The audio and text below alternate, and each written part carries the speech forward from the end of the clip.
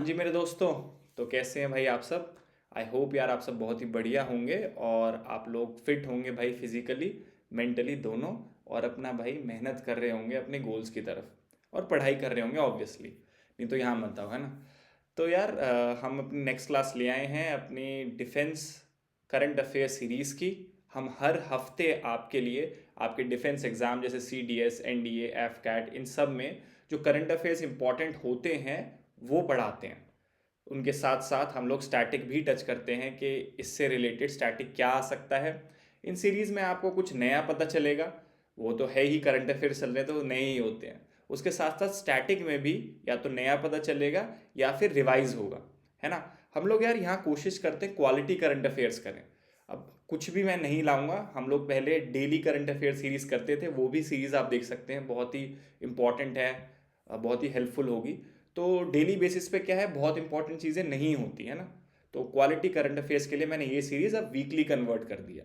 तो इसीलिए इसे करो भाई बढ़िया तरीके से, है ना। यस सर, बताइए क्या है आपके पास। मेरे पास भाई ये है। तो पहली न्यूज़ आपकी ये है, no confidence motion against Lok Sabha speaker Birla ji, Om Birla ji. Om Birla ji से थोड़ा खफा चल रही है ऑपोजिशन। तो होता ही है यार, ऑपोजिशन खफा चलती है, बट ऐसा डेली डेली नहीं होता कि आप स्पीकर को ही टारगेट करने लगेंगे। या फिर मैं किसी की साइड नहीं ले रहा, सॉरी, बट टारगेट नहीं, बट उन्होंने लगा कि ऐसा है कि स्पीकर साहब सही रोल प्ले नहीं कर रहे, तो उन्होंने नो कॉन्फिडेंस मोशन लेके आ गए। अब ये नो कॉन्फिडेंस मोशन हमने सुना है सर, ये तब लाया जाता है जब गवर्नमेंट के अगेंस्ट लाते हैं कि हमें अब गवर्नमेंट में कॉन्फिडेंस नहीं है, इसको हटाओ और दूसरी गवर्नमेंट लाओ।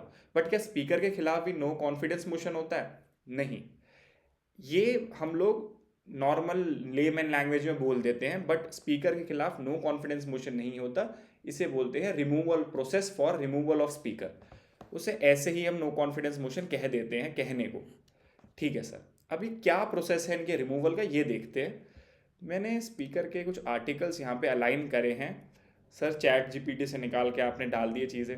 देखो ऐसा नहीं है, ChatGPT is a double edge sword, है ना। अच्छी भी है और बुरी भी बहुत है। तो एज अ टीचर मैं यूज़ करता हूँ क्योंकि मुझे चीज़ें पता है और ये जल्दी से चीज़ें अलाइन कर देती है, मुझे बनाने की ज़रूरत नहीं पड़ती। बट एज अ स्टूडेंट अगर आप करोगे तो ये बहुत चीज़ें भाई गलत बताती है, इसके साथ बहुत बहस करनी पड़ती है ना।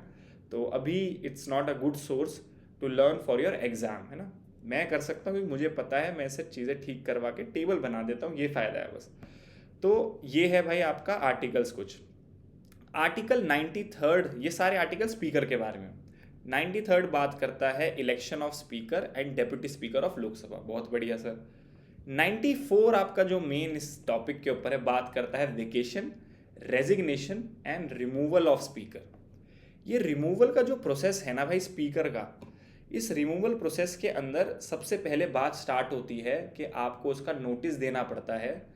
किसको देना पड़ता है नोटिस? ज़्यादातर वैसे नोटिस हम देते हैं स्पीकर को ही, किसी भी चीज़, कोई रेजोल्यूशन के लिए, कोई भी चीज़ के लिए।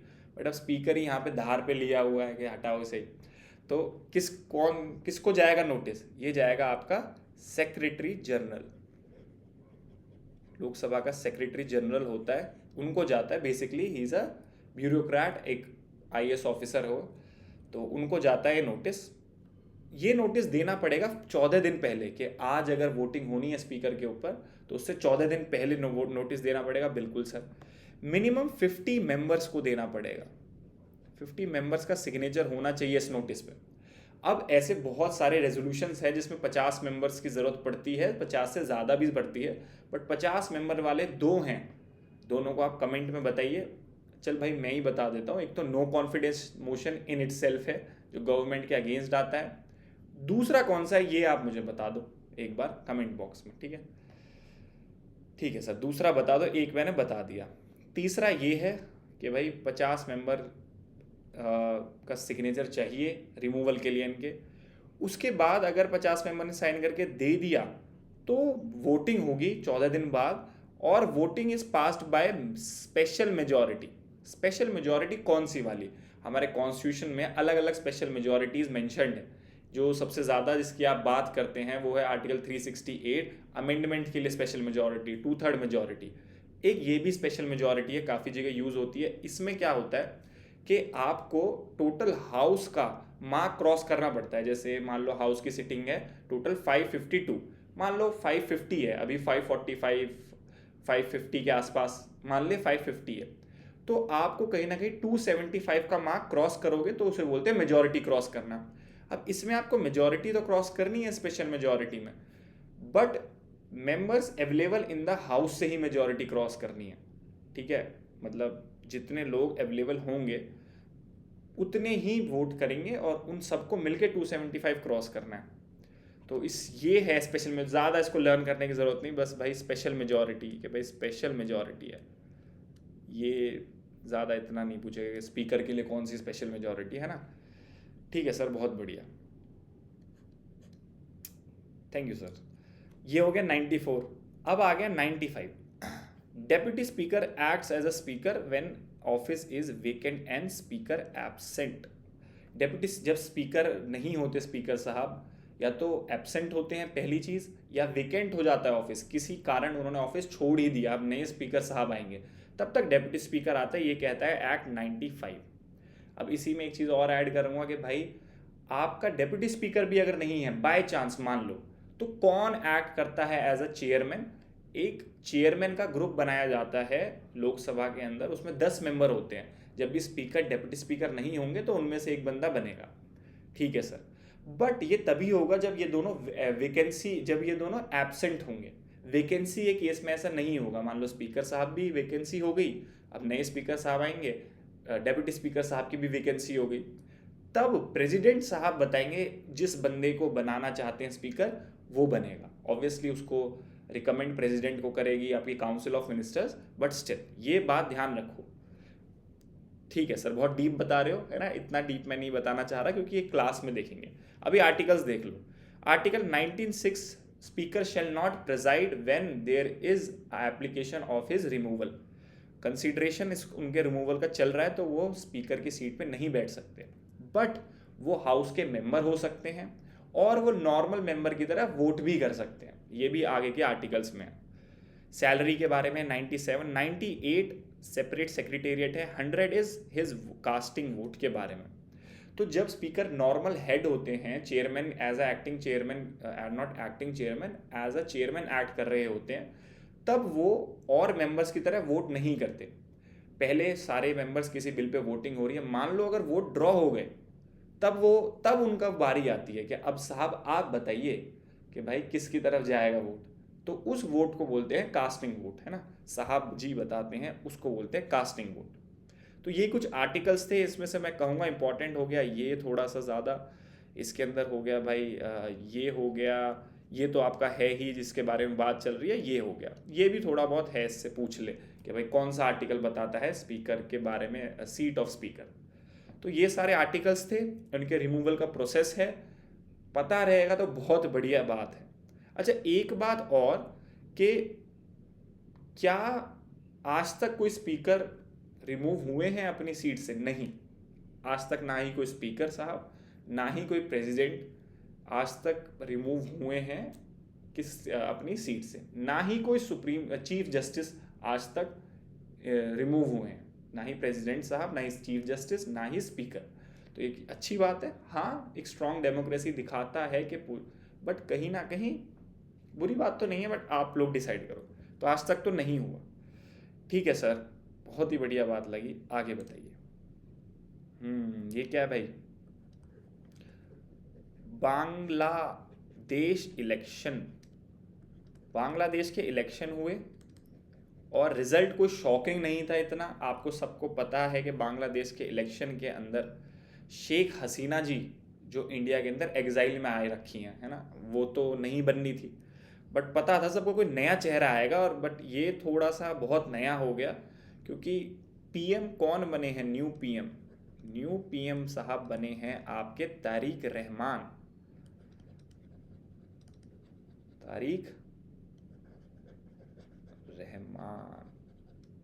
तारिक रहमान क्यों एक थोड़ा सा शॉकिंग बात है सबके लिए, क्योंकि तारिक रहमान कम से कम 25 साल से बांग्लादेश में थे ही नहीं, वो एग्जाइल में थे 15 या 25 साल से। Correct me if I am wrong, comment में, है ना। तो क्योंकि भाई इनके जो पॉलिटिकल राइवलरी है, शेख हसीना जी थी इतने टाइम से, वो उनके पार्टी के पीछे हाथ धो के पड़ी हुई थी, अब ये शेख हसीना जी के पीछे हाथ धो के पड़े रहेंगे, तो ये सब हेल्दी नहीं है, नहीं चलना चाहिए। पॉलिटिक्स अपनी जगह, पर्सनल रिलेशंस अपनी जगह, बट मैं क्या कर सकता हूँ, मैं कौन हूँ, मैं कोई नहीं हूँ भाई। तारिक रहमान न्यू पीएम बने हैं। अब तारिक रहमान जो पीएम बने हैं, कौन सी पार्टी से बने हैं? BNP, Bangladesh nationalist party, Bangladesh nationalist party के हैं ये। और क्या बात हुई है इस उसमें इलेक्शन में कि भाई ऑब्वियसली जो अवामी लीग थी, अवामी लीग, वो बैन कर दी, वो it was barred, barred word ज़्यादा सही रहेगा इसे यूज़ करने के लिए, कि they were not allowed to contest the election. और अवामी लीग की ही हैं हमारी शेख हसीना जी। तो इस न्यूज़ में इतना ध्यान रखोगे कि भाई कौन बना है बांग्लादेश का न्यू पीएम, और बांग्लादेश कौन सी पार्टी से बना है। मेरे को ये और बताओ, न्यू अभी प्रेसिडेंट कौन है बांग्लादेश का, और नया प्रेसिडेंट बना है क्या? प्रेसिडेंट कौन है और नया कोई बन रहा है क्या? ये चीज़ें मुझे बताओ। एक हेल्दी इंटरेक्शन तेरे और मेरे बीच रहेगी ना भाई, बहुत ही बढ़िया बात रहेगी। ठीक है यार, ये भी न्यूज़ सर सही थी, आगे बताओ। आगे यार ये है कि यार ये जो पीडीएफ है मैं पढ़ा रहा हूँ, ये पीडीएफ मैं शेयर करूँगा अपने इस टेलीग्राम चैनल पे। अब सिर्फ पीडीएफ ही नहीं, और भी जैसे कोई इंपॉर्टेंट न्यूज़ हो गई उसकी कटिंग्स वगैरह, कुछ क्विज़ वगैरह के इनिशिएटिव भी हम स्टार्ट करेंगे, और भी जो इनिशिएटिव हैं चीज़ों से कनेक्ट रहने के लिए आप ये चैनल ज्वाइन कर सकते हैं। अब यार पीडीएफ बहुत ज़रूरी है पढ़नी, क्योंकि अब क्या होता है कि सिर्फ पढ़ना ही तो सही नहीं है ना। अब बहुत बच्चे होते हैं कि सब कुछ पढ़ लिया, सब कुछ पढ़ लिया। Revision is very important. सिर्फ इतना ही पढ़ना है आपको, उसी इंफॉर्मेशन यूज़ करके क्वेश्चन सॉल्व करने हैं। तो ज़्यादा बहुत सब कुछ पढ़ने की ज़रूरत नहीं है, रिवीजन करते रहो, चीज़ों पे स्ट्रॉन्ग होल्ड लाओ, और इनफ है। तो रिवीजन ज़रूरी है। सुबह पढ़ रहे हो तो शाम को पीडीएफ से 2 मिनट देख लो, शाम को पढ़ रहे हो तो सुबह पीडीएफ से 2 मिनट देख लो, 4 मिनट देख लो, 10 मिनट देख लो, मुझे कोई मतलब नहीं, पर देखो। Next, Jaishankar joins G4 counter parts. अब ये G4 क्या है सर? बहुत लोगों ने नहीं सुना होगा आज तक। यार G4 ना एक 4 कंट्रीज़ की ग्रुपिंग है। इंडिया जी हैं उसके अंदर जापान जी हैं, उनके अंदर भाई जर्मनी जी हैं, और इसके अंदर ब्राज़ील है जो आजकल इंडिया का सताया हुआ खास दोस्त है। तो ये चारों का ग्रुप है भाई ये, पहली बात तो ये। अब ये 4 यूनाइटेड नेशंस सिक्योरिटी काउंसिल की परमानेंट मेंबरशिप मांगते हैं, परमानेंट मेंबरशिप की डिमांड करते हैं। कहते हैं कि हम में से किसी को भी दे दो, हम में से किसी को भी दे दो। आपको सबको पता है कि यार इट इज़ अनजस्ट, है ना, इट इज़ नॉट फेयर कि पहले से ही वही कुछ कंट्रीज़ हैं वो 5 और उनको परमानेंट मेंबरशिप मिली हुई है। चेंज होते रहना चाहिए, इलेक्शंस होने चाहिए इस बात पे भी। तो ये इस चीज़ की डिमांड करते हैं, ये एक दूसरे को बैक करते हैं कि या तो इसे बना दो या इसे बना दो। तो उसके ऊपर ये ग्रुपिंग है यूनाइटेड नेशन सिक्योरिटी काउंसिल की मेंबरशिप के लिए, परमानेंट मेंबरशिप के लिए। इसके साथ साथ एक और साइड में ये कब कहाँ मिले थे, एक और मेजर इवेंट अटेंड करने गए थे, उसके साइडलाइंस पे मिले हैं यहाँ। तो कौन सा मेजर इवेंट था सर ऐसा जो आप हमें बता नहीं पा रहे हो? भाई वो था मुनिच डिफेंस कॉन्फ्रेंस।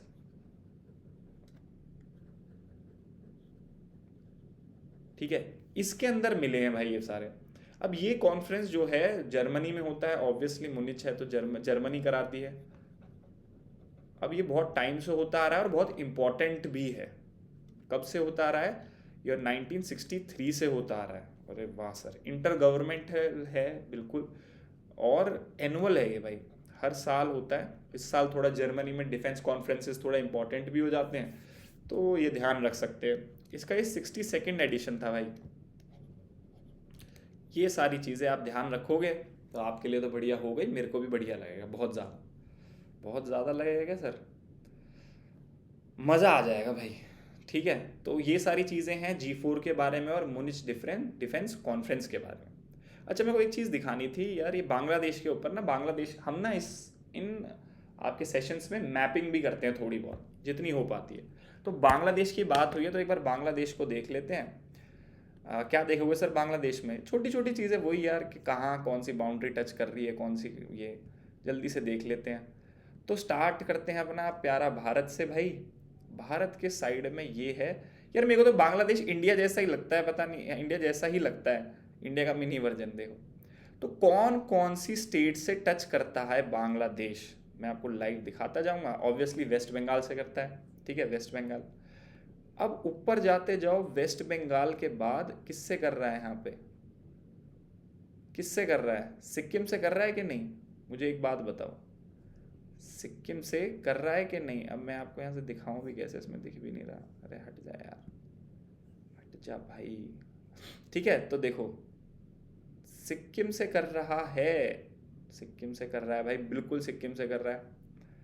ठीक है, अब तीसरी बात आती है, और किससे कर रहा है? मेघालय से कर रहा है, बिल्कुल सर। नीचे जाओ, त्रिपुरा से टच कर रहा है। त्रिपुरा के बाद यहाँ पे बार बार क्वेश्चन आता है, मिजोरम से कर रहा है क्या टच? देखो, बांग्लादेश क्या मिजोरम से टच कर रहा है? काफ़ी बच्चे कंफ्यूज होते हैं, नहीं कर रहा है यार। देखो, बांग्लादेश की बाउंड्रीज यहाँ तक, sorry, my bad, my bad, ठीक है, मिजोरम से कर रहा है, मिजोरम से कर रहा है, ठीक है। सॉरी, मैं बच्चों को डाउट ये रहता है कि मिजोरम से कर रहा है कि नहीं, तो मिजोरम से करता है, और काफ़ी बार मना गलत कराते हैं। त्रिपुरा से कर रहा है, मिजोरम से कर रहा है, मेघालय से कर रहा है ऑब्वियसली, असम से कर रहा है, सिक्किम से कर रहा है, और वेस्ट बंगाल से कर रहा है। ये सारी स्टेट्स हैं जिनसे टच कर रहा है। बहुत बढ़िया सर। तो आ गया ना मैं? हाँ, G4 काउंटर पार्ट, यहाँ पे कुछ नहीं है, ठीक। नेक्स्ट है आपकी India Japan Indonesia conduct trilateral naval exercise. अब पहली बार इन्होंने तीनों ने मिलकर नेवल एक्सरसाइज कंडक्ट करी है, ऐसा it's first of its kind exercise, first of its kind, ठीक है। तो ये एक्सरसाइज हुई है, बहुत बढ़िया बात है, तीनों मिलकर कर रहे हैं। ऑब्वियसली इंडिया भी चाइना का एडवर्सरी बोलूँगा, बिल्कुल बोलूँगा, जापान भी है और इंडोनेशिया भी है, तो एक सिग्नल था किसकी तरफ? चाइना की तरफ, बिल्कुल। जापान और इंडोनेशिया का कौन से आइलैंड्स में कन्फ्लिक्ट है चाइना के साथ? चाइना की 9 डैश लाइन है ना, वो उसके एरिया में जो भी चीज़ आती है वो चाइना खुद से रिलेट करता है कि भाई हमारी है ये, तो हमारी कैसे भाई, हम भी तो हैं, जापान हर भी तो हैं, तेरी कैसे है? तो ये बात है। तो हुई कहाँ पे एक्सरसाइज? ये हुई है भाई अंडमान सी के अंदर। अब अंडमान सी का मैंने मैप रखा है, तो ये रहे आपके अंडमान एंड निकोबार आइलैंड्स, और इसके ईस्ट वाली सी जो है वो अंडमान सी है आपकी। तो यहाँ से आपका पूरा म्यांमार टच होता है, आपका थाईलैंड टच होता है, इंडोनेशिया होता है, मलेशिया। ये कौन सा स्ट्रेट है, ठीक है, ये बताओ मुझे एक बार। तो यहाँ अंडमान सी पड़ती है, ये एक बार मेरा दिखाने का मन था, क्योंकि डेली डेली न्यूज़ में नहीं रहती और इतना दिमाग में भी नहीं रहती आपके अंडमान सी कोई चीज़ भी है सर। अच्छा, मैं एक बात बताऊँ, मैंने ना ये सेशन कल भी रिकॉर्ड करा है, और कल मैंने पूरा रिकॉर्ड करके डालने वाला था, मंडे टू मंडे क्लासेस डालता हूँ जैसे मैं। तो भाई पता चला कि वो साउंड ही रिकॉर्ड नहीं हुई, टेक्निकल इशू हो गया, तो कल डाल नहीं पाया। दोबारा रिकॉर्ड कर रहा हूँ आज, क्योंकि कल लेट हो गया था, मैं जल्दी सोता हूँ भाई, इतनी लेट नहीं कर सकता मैंने कहा कल करूँगा। इंडिया जापान एक्सरसाइजेज मैंने यहाँ पे डाली हैं कुछ, देखो, जिमेक्स नेवल है, धर्मा गार्डियन आर्मी है, वीर गार्डियन एयरफोर्स है, मालाबार एक्सरसाइज ये क्वाड की एक्सरसाइज है, इसके अंदर यूएस और ऑस्ट्रेलिया भी होते हैं। तो इनको आप एक बार देख सकते हैं क्या क्या की फोकस है इन एक्सरसाइजेस का, तभी मैं बोलता हूँ पीडीएफ से गो थ्रू बिल्कुल करना चाहिए। इंडिया इंडोनेशिया एक्सरसाइजेस, समुद्र शक्ति, गरुड़, कॉर्पेट, ये नेवल पेट्रोल एक्सरसाइज है, इसको भी एक बार आप देखो। स्टार्ट कब हुई है? क्रोनोलॉजी पूछ रहा है आजकल काफ़ी ज़्यादा, ये भी ध्यान रख सकते हो यार, बिल्कुल। अब ये गरुड़ शक्ति है ना, गरुड़ नाम से एक फ्रांस के साथ भी एयर एक्सरसाइज है, गरुड़ के आगे शक्ति लगा दिया तो वो इंडोनेशिया के साथ हो गई, ठीक है सर, बिल्कुल सर। आगे देखते हैं। पीएम साहब, अरे साहब आप, नमस्ते साहब। पीएम साहब क्या बताएं कि भाई ऐसा हुआ है कि अभी न्यू पीएमओ इनॉग्रेट करा है, new PMO, prime minister's office, जिसका नाम है सेवा तीरथ। देखो यहाँ पे नाम भी है सेवा तीरथ। अब ये पार्ट है सेंट्रल विस्टा रीडेवलपमेंट प्रोजेक्ट का। आपको पता है कि अभी पार्लियामेंट नया बना, पहले ही जो आपका कर्तव्य पथ है, यहाँ पे लिख दूँ मैं, चलो वो अभी इस टॉपिक का पॉइंट नहीं है तो नहीं लिखता। कर्तव्य पथ पहले ही रिवेनुएट हो चुका है ना। अब न्यू PMO भी बन चुका है। तो ये सारे पार्ट है सेंट्रल विस्टा रीडेवलपमेंट प्रोजेक्ट के। ये कहाँ से कहाँ तक है, रफली आपके जैसे राष्ट्रपति भवन से लेकर इंडिया गेट तक के जो बीच का एरिया है, ये सारा रीडेवलपमेंट में है।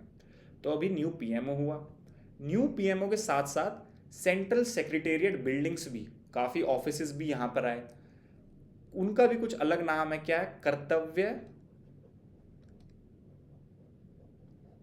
भवन 1 and 2, कर्तव्य भवन और न्यू PMO ऑफिस। तो कर्तव्य भवन 1 और 2 आ चुके हैं, इनॉग्रेट हो चुके हैं। कर्तव्य भवन 3 रहता है अभी, है ना। तो अभी सेंट्रल विस्टा रीडेवलपमेंट प्रोजेक्ट पूरा कंप्लीट नहीं हुआ। कुछ सेंट्रल सेक्रेटेरिएट ऑफिस रहते हैं जो कर्तव्य भवन 3 के नाम से आएंगे, क्रिश 3, ठीक है। तो ये दोनों हुए हैं अभी, बहुत बढ़िया सर, हमने बता दिया कि रीडेवलपमेंट प्रोजेक्ट का पार्ट है। पूछ ले क्या पता क्या क्या चीज़ है सेंट्रल विस्टा प्रोजेक्ट का पार्ट। ये मैं लिख देता हूँ, सेंट्रल विस्टा रीडेवलपमेंट,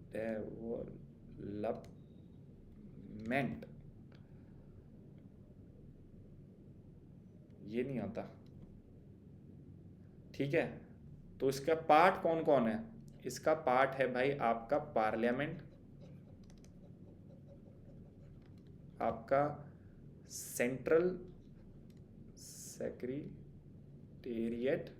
और आपका PMO और आपका कर्तव्य पथ जो इंडिया गेट, कर्तव्य पथ जो इंडिया गेट के सामने वाला रास्ता है, ठीक है। ये सारे हैं, थोड़ा रेड में लिख दिया सॉरी, बट दिख जाएगा, इतना कुछ नहीं है, तो इसलिए रिवाइज करो। तो ये सारी चीज़ जो आपने सर बताई हैं, हम इसके बहुत शुक्रगुजार हैं, हम हाथ जोड़ते हैं ना। आगे करते हैं, चलो। Defence council clears 114 रफेल्स। देखो भाई, फ्रांस के साथ हमारे बहुत अच्छे रिलेशन है। इंडिया की स्ट्रैटेजी है कि पहले हम सीधा रशिया पे बहुत डिपेंडेंट थे, तो रशिया से अपने आप को इतना डिपेंडेंट ना रखते हुए हम लोग ब्रॉडर अपना स्पेक्ट्रम फैला रहे हैं कि अलग अलग कंट्रीज़ पे थोड़ा थोड़ा डिपेंड, वैसे डिपेंड होना ही नहीं है, बट अलग अलग कंट्रीज़ पे थोड़ा थोड़ा डिपेंड रहेंगे। तो किसी कंट्री से रिलेशन एकदम से बिगड़े तो एकदम से हमारी डिफेंस सप्लाई क्रैश नहीं करेगी, ठीक है। तो 114 रफेल मंगा रहे हैं हम। ये आपकी कौन, DAC अप्रूव करता है, डिफेंस एक्विजिशन काउंसिल, ठीक है सर, बहुत बढ़िया। ये ज़्यादातर मेड इन इंडिया होंगे, मोस्टली मेड इन इंडिया होंगे। ये भी बहुत बढ़िया बात बताई सर आपने। एग्ज़ाम के लिए इम्पॉर्टेंट नहीं है, ये इम्पॉर्टेंट है कि कौन क्लियर करता है, DAC, ठीक है सर। अभी हमारे पास कुछ फैक्चुअल बात कर लेते हैं। 36 रफेल्स हैं। कितने मरीन रफेल्स हैं जो अभी आने वाले हैं, कुछ हैं, कुछ आने वाले मरीन रफेल्स, और कितने, 36 अभी हमारे पास टोटल रफेल्स हैं। अच्छा सर, हाँ सर। अच्छा, रफेल्स जगह ले रहे हैं कुछ एयरक्राफ्ट्स की जो डीकमीशन हो रहे हैं इंडिया के अंदर, जैसे कि सोवियत मेड MiG-27 पूरी तरह डीकमीशन हो चुका है, और आपका MiG-21 फाइनल फेस में है। तो ये आपके SSB वगैरह में पूछ सकता है कि ऐसा क्या है, कौन कौन से डीकमीशन हो रहे हैं, ठीक है। तो ये सारी चीज़ें आपकी थोड़ी सी इम्पॉर्टेंट हो जाती हैं, ठीक है सर। अब सिर्फ ऐसा ही नहीं कि भाई MiG-27 और MiG-21 जा रहे हैं तभी नए रफेल आ रहे हैं, हमारी डिफेंस नीड्स भी तो बढ़ रही हैं ना भाई, तो इसलिए भी वो आ रहे हैं। और बहुत बढ़िया सर, ये बातें आपने बताई, ये अच्छी बातें हैं। आगे देखते हैं। Cyclone Gezani, over 50 people died, it's a sad news, natural phenomena है, मौन रखो थोड़ी देर, है ना। तो कहाँ पे आया है भाई आपका, मेडागास्कर। मेडागास्कर के अंदर आया है। सर ये मेडागास्कर कहाँ पड़ता है, एक बार मैप पे दिखाओ तो ज़रा। दिखा देते हैं भाई लालू, दिखा देते हैं भाई राज, करण भाई। मेडागास्कर यहाँ पड़ता है। हम अपने इंडिया से स्टार्ट करेंगे, प्यारे भारत से, और इंडियन ओशन के अंदर एक आइलैंड है मेडागास्कर, जो कि ईस्ट ऑफ अफ्रीका भी है। मेडागास्कर ये रहा, यहाँ पे साइक्लोन आया है। अब इसके और इंडिया के आसपास बहुत सारे आइलैंड्स हैं जो काफ़ी बार पूछ लेता है कि सीक्वेंस में अरेंज करो, या फिर ये इंडियन आइलैंड्स है क्या। तो ये इंडियन ओशन आइलैंड्स है क्या, देखो कॉमरूस, मायोते, सेचेल्स, नीचे जाओगे Mauritius, reunion island, Republic island भी है एक, ठीक है। ये आपका हो गया मालदीव्स, और ये हमारा प्यारा इंडिया। तो ये थोड़ा सा ध्यान रखोगे तो बहुत ही बढ़िया, और क्लैपिंग हो जाएगी आपके लिए। ठीक है सर, कोई और बात है तो बताओ, वरना हमें जाने दो। ठीक है, अब बात हुई है साइक्लोन की, तो पहले बताओ किसने इसका नाम दिया है, हु गेव नेम। क्योंकि साइक्लोन का नाम अलग अलग कंट्रीज देती हैं, है ना। एक एरिया की कंट्रीज, जहाँ साइक्लोन एक एरिया में आते हैं, कुछ कलेक्टिव कंट्रीज होती हैं, जो हम जिसका पार्ट हैं, जिन कंट्रीज का, वो 13 कंट्री हैं जो नाम देती हैं। तो आप बताओ हु गेव नेम, आप बताओ ये बात। पहली चीज़ तो ये इंपॉर्टेंट जो आती है, नाम कौन सी कंट्री ने दिया है। अब साइक्लोन की अगर बात कर ही रहे हो तो मुझे इतना बता दो कि साइक्लोन के लिए क्या क्या कौन कौन सी कंडीशन अप्रोप्रिएट है कि उस कंडीशन में साइक्लोन आएगा। पहली चीज़ साइक्लोन के लिए चाहिए, कंडीशंस में यहाँ लिख देता हूँ, आपको चाहिए भाई लो प्रेशर एरिया, लो प्रेशर सेंटर। सेंटर में आपका लो प्रेशर होगा, तभी हवाएं इसकी तरफ रश करेंगी और एक सर्कुलर मूवमेंट बनेगा। High pressure to low pressure चलती हैं हवाएं, बिल्कुल सर। तो लो प्रेशर सेंटर चाहिए। टेम्परेचर चाहिए ठीक ठाक। टेम्परेचर चाहिए कितना ठीक ठाक सर, ऐसा पूछ लेता है। तो आपको अराउंड 27 डिग्री सेल्सियस चाहिए। समुद्र की बात है तो कुछ डेप्थ तक चाहिए होगा। कितनी डेप्थ तक, अप टू 50 से 60 सेंटीमीटर डेप्थ तक। ठीक है, मेरे ऊपर आ गया क्या ये बात, नहीं बच गई थोड़ी सी। इतनी डेप्थ तक 27 डिग्री टेम्परेचर चाहिए, बिल्कुल सर, बढ़िया बात। नेक्स्ट चीज क्या चाहिए सर, बहुत इंपॉर्टेंट चीज, कोरियोलिस फोर्स। कोरियोलिस फोर्स क्या होती है सर, पता होना चाहिए, नहीं पता तो भाई पढ़ ले। तो कभी ज्योग्राफी में ढंग से और बताऊंगा कि हवाएं चलती हैं, बट अर्थ के रोटेशन की वजह से ये हवाएं अपनी डायरेक्शन चेंज कर लेती हैं। तो जो फोर्स लगती है इन हवाओं पे डायरेक्शन चेंज करवाने के लिए, उसको कोरियोलिस फोर्स बोलते हैं। डायरेक्शन चेंज करेंगी, ऐसे घूमेंगी, तभी तो साइक्लोन बनेगा, तो ये चाहिए। अब कोरियोलिस फोर्स आपकी इक्वेटर पे ना के बराबर होती हैं, तभी इक्वेटर पे नो साइक्लोन होते हैं। No cyclone on equator, equator. ठीक है, ये भी बहुत बढ़िया बात सर आपने बता दी। लो प्रेशर सेंटर होगा, थोड़ी राइजिंग एयर होनी चाहिए, warm rising air, warm rising air, बिल्कुल सर, बढ़िया बात। तो ये कंडीशंस अगर होती हैं तो साइक्लोन आने के चांसेस बहुत हद तक बढ़ जाते हैं, बिल्कुल सर। तो इस साइक्लोन के बारे में हमने चीज़ें देखी। अब मैं आपसे ये गुजारिश करूँगा भाई मेरे, इस पीडीएफ को ज़रूर गो थ्रू करो, एक बार रिवाइज करो, और रेगुलर इन वीडियोस को देखोगे, पता चलेगा आप बहुत आगे हो चुके हो, स्टैटिक में भी और करंट अफेयर्स में भी। तो आई होप आपको बढ़िया लगा होगा भाई, इसके आगे कुछ भी नहीं है। अब हम नेक्स्ट क्लास में मिलते हैं। Thank you so much.